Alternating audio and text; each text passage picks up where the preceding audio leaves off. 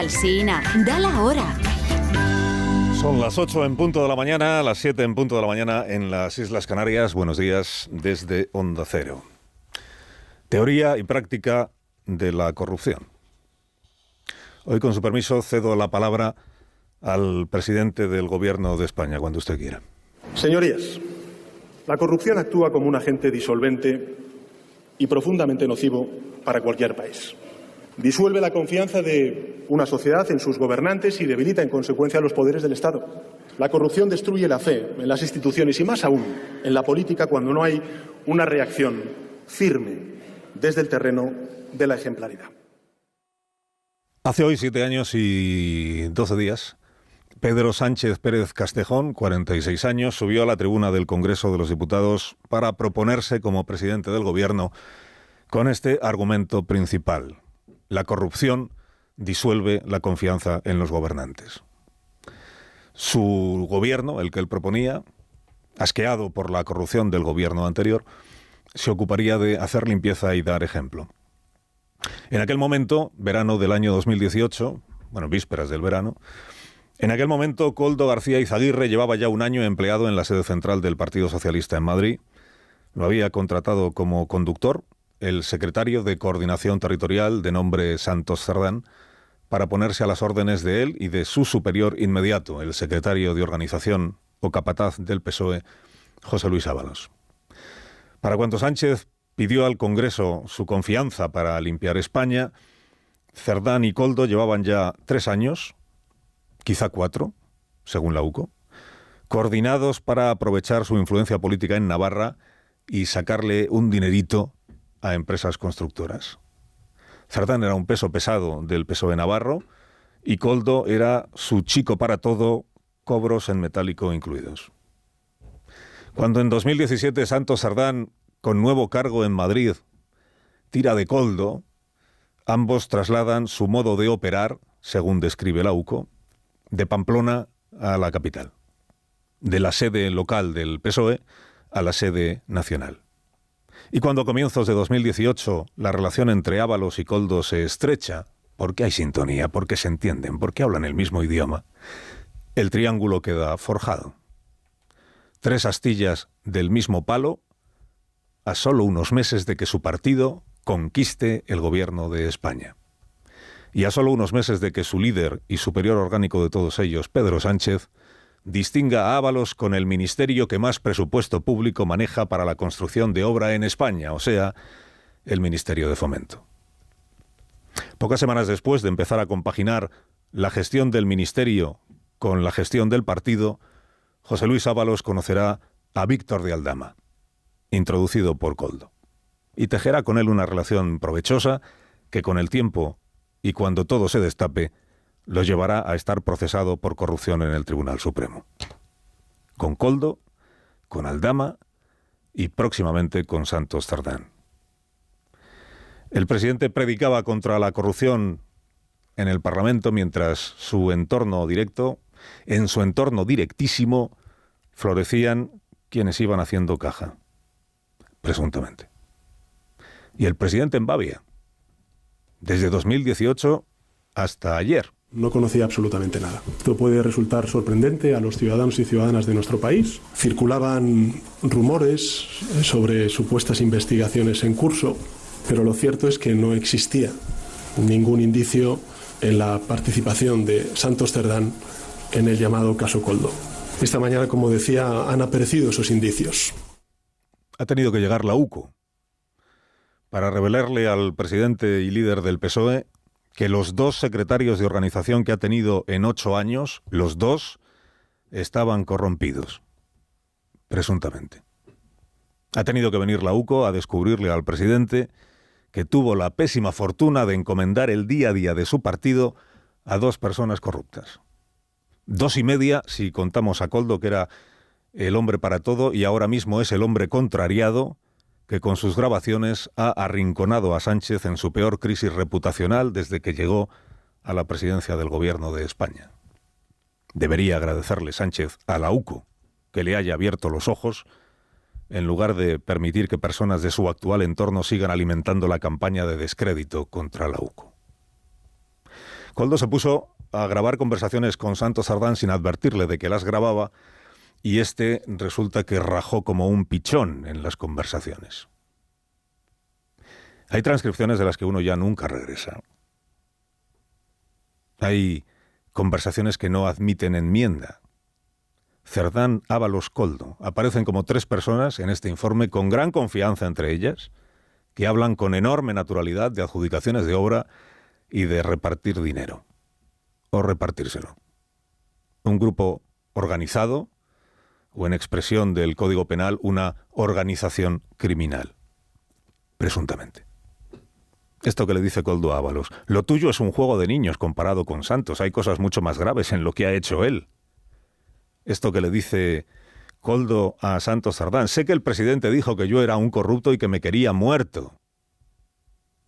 Esto que le dice Santos a Koldo: apunta como que han votado esos dos sin que te vea nadie y mete 2 papeletas. Hay números que uno arrastra ya consigo para siempre. Y el número de Cerdán, de momento, es 620.000, que es el cálculo de las mordidas que gestionó, o sea, repartió entre ellos, el secretario de organización, pagadas por Acciona por 5 licitaciones de Adif y de la Dirección General de Carreteras. No sé si el ministro Puente, tan dado a fiscalizar los listados que entregó Aldama, se ha ocupado ya de estos. Víctor de Aldama, desacreditado por ministros y portavoces varios como fabulador, mentiroso compulsivo, acusador sin pruebas.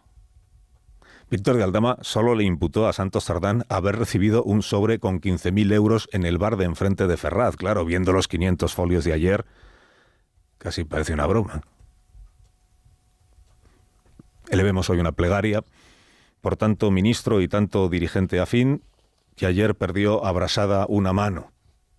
O las 2. Elevemos una plegaria, por tanto, ex amigo o amiga de Santos Cerdán, que ayer se declaró estupefacto al comprobar que todo lo que se negaban a creer era exactamente como parecía que era. ¿Cuántas veces se nos dijo: nada puede encontrarse porque nada hay? Nada será probado porque nunca nada sucedió. ¿Y ahora qué hacemos? Cada vez que Rajoy dijo: la corrupción es de Bárcenas, no del Partido Popular, el PSOE repuso con razón que Bárcenas no iba a Génova de visita precisamente, que era el tesorero, y por ser el tesorero pudo hacer dinero ilícitamente. ¿Cómo se iba a separar al tesorero del partido del que era tesorero? Cerdán y Ábalos fueron bastante más que un tesorero. Eran los delegados de Pedro Sánchez para la gestión total del Partido Socialista. Ayer se esforzaron poco los escritores del presidente, me temo, porque le copiaron el discurso a Mariano Rajoy. El motivo de esta comparecencia es para pedir perdón a la ciudadanía. En nombre del Partido Popular quiero pedir disculpas a todos los españoles por haber situado en puestos de los que no eran dignos a quienes en apariencia han abusado de ellos. Quiero pedir perdón porque hasta esta misma mañana yo estaba convencido de la integridad de Santos Cerdán. Di crédito al señor Bárcenas, señorías. Sí. ¿Me equivoqué al confiar en una persona inadecuada? Sí. Porque el Partido Socialista y yo como secretario general del Partido Socialista no debimos confiar en él. Con que me diga que no ya es suficiente. No es no. A José Luis Ábalos le exigió Sánchez la retirada, la entrega del acta, por haber elegido como lugarteniente al inefable Koldo. Ábalos era responsable por haber elegido mal y por haber confiado en quien no debió, por haber dejado hacer, bien por pasividad, bien por ignorancia. Quien eligió a José Luis Ábalos como lugarteniente y capataz en el partido fue Pedro Sánchez. Quien eligió a Santos Cerdán como sucesor de Ábalos, capataz suplente en el partido, fue Pedro Sánchez. Pero a Sánchez no se le pasa por la cabeza pedirse la retirada a sí mismo. ¿Qué responsabilidad asume entonces usted?, le preguntó ayer el periodista Garea. Hay 3 responsabilidades, las asumo todas. La responsabilidad de actuar cuando se conoce un hecho de esta gravedad, colaborar absolutamente con la justicia y finalmente trasladar a la ciudadanía esas disculpas, ese perdón, y trasladar también la certidumbre de que el Gobierno de España va a continuar avanzando en toda su agenda de transformación. El líder pide perdón. El que exigió a los demás que se disculparan con los injustamente difamados ha tenido que disculparse por no haber querido ver lo que había. Ni verlo, ni indagarlo, ni examinarlo. Ha acabado ocurriendo que quien fue injusto con los medios que venían publicando todo esto que ahora se confirma fue él, o sea, el presidente. Pseudomedios los llamó, tabloides los llamó, esparcidores de bulos los llamó. Dado que era él quien atribuía veracidad a las justificaciones de Santos Cerdán y ahora ya se la niega, aceptará el presidente que de ahora en adelante sea puesta en cuarentena toda su convicción cada vez que proclame la inocencia o la culpabilidad de alguien, porque está en babia. Le brotaban los corruptos a los pies, pero nunca fue consciente de ello. Es que mandó a Santos Cerdán a negociar la investidura con Puigdemont. Al presunto corrupto, sabemos ahora. ¿Qué cosas? No habrá moción de censura porque ninguno de los grupos que invistió a Sánchez tiene el menor deseo de investir al señor Núñez Feijóo, pero sí podría haber habido cuestión de confianza si el presidente se tomara en serio su propio discurso y su tremenda aflicción del día de ayer y accediera a que el Parlamento debatiera si su permanencia en el cargo está o no está justificada. Es una potestad del Gobierno presentar la cuestión de confianza, del Gobierno y solo del Gobierno, ya lo sabemos, pero dado que no tuvo inconveniente en admitir la oportunidad de hacer ese debate cuando Puigdemont así se lo exigió, siempre Puigdemont, no habría de resultarle descabellado a Sánchez preguntar a los diputados que lo hicieron presidente si ahora que están al tanto de la corrupción siguen depositando en él su confianza. Podemos incluido, Compromís incluido, el PNV incluido. Y una pregunta tonta, ¿tiene algo que decir a todo esto del PSC? Convocatoria electoral no va a haber, porque como he dicho antes, esto no va de mí, ni del Partido Socialista. No, si de alguien va todo esto es de usted. Y del Partido Socialista, sino de quién va a ir. En la semana en la que ha caído el capataz del PSOE, Iván II, por corrupción presunta, Tezanos eleva la ventaja del PSOE sobre el PP en intención de voto a 7 puntos. 7 puntos como 7 pecados capitales. Se confirma el teorema de Tezanos de Mileto. A más escándalos del partido en el gobierno, mayor intención de voto. El sondeo se hizo la semana pasada, en los días de gloria de las Leires y los Dolcets. En los días de gloria de las Leires y los Dolcets, Tezanos escogió preguntar a los españoles por el Festival de Eurovisión. Le urgía saber qué piensa el personal sobre el televoto. No es una broma.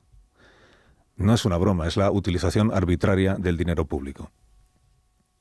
En días como este, cuando el secretario de organización del partido del gobierno dimite a sabiendas de que va a ser imputado en el Supremo, segundo secretario de organización en ese mismo estado procesal, en días como este, cuando la policía judicial describe como un grupo organizado de presuntos corruptos, cómo ese grupo anidó en el corazón mismo del gobierno de Pedro Sánchez sus 3 primeros años y ha anidado en el corazón mismo del partido del gobierno hasta ayer mismo, en días como este, cuando tantos ministros y oficiales del sanchismo pierden por abrasamiento sus manos y el CIS lo que pierde es pie por obra y gracia de Tezanos, en días como este se revalorizan los resentidos, que diría Óscar Puente.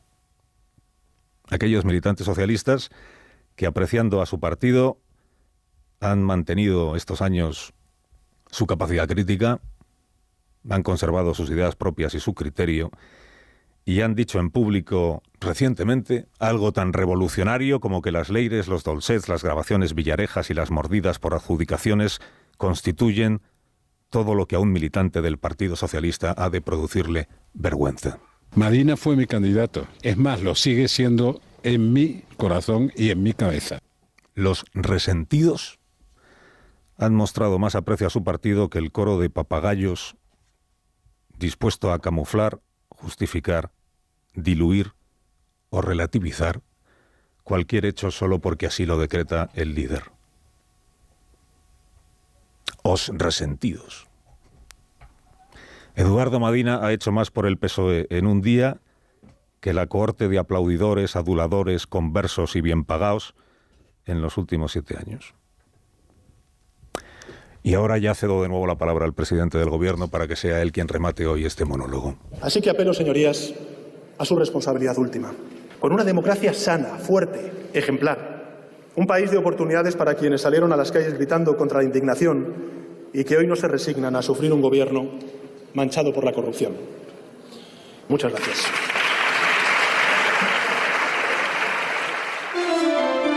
Carlos Alsina en Onda Cero.